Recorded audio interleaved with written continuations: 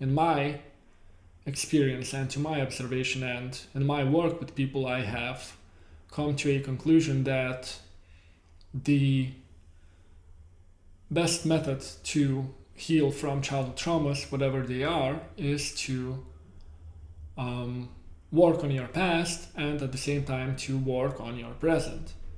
Meaning that you try to go back to the origins of your traumas, to the origins of the fears that you have today, and to process them, because as a child you couldn't process them.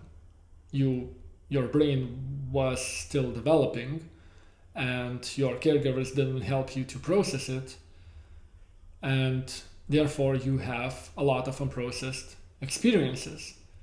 So going back and processing it and feeling it on a emotional and processing it on a intellectual and psychological levels will help you to understand what happened, and therefore you won't mix your past with your present. You won't be triggered when some situation in the present reminds you of something from the past. So if somebody says to you that you are stupid, you won't be upset or afraid or lonely or scared or whatever, if you have processed what happened to you when you were a child and you were dependent on other people's opinions, judgments, expectations, and preferences.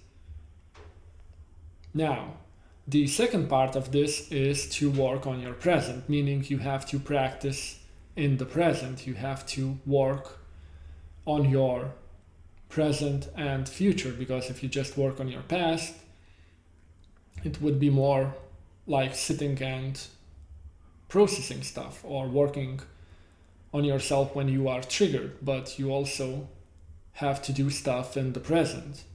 Meaning, if you are afraid of talking to people, a good practice would be talking to people. You don't have to start big. You don't have to go and talk publicly to millions of people, but you can go on the street and ask for time, even though you know what time is it, but just as a practice, you can ask people or say hello or ask how are you doing or just chit chat, whatever. Start small.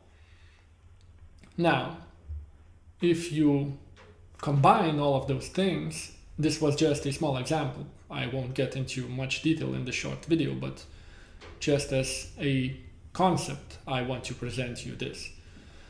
So if you combine those two things, working on your present and working on your past, if you combine those things, you won't be mixing those anymore. You would be more aware of what belongs in the past, what comes up from the past today but is not the present, and what is present, what is related to your present. Because to my observation,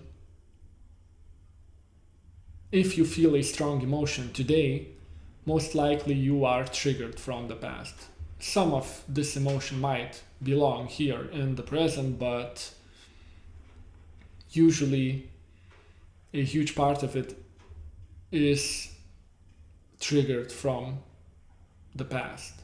So if you process this, you won't be so emotional, you won't be so impulsive, you won't be so feeling so helpless and childish, for the lack of a better word. You won't feel like a helpless, dependent child today as an adult.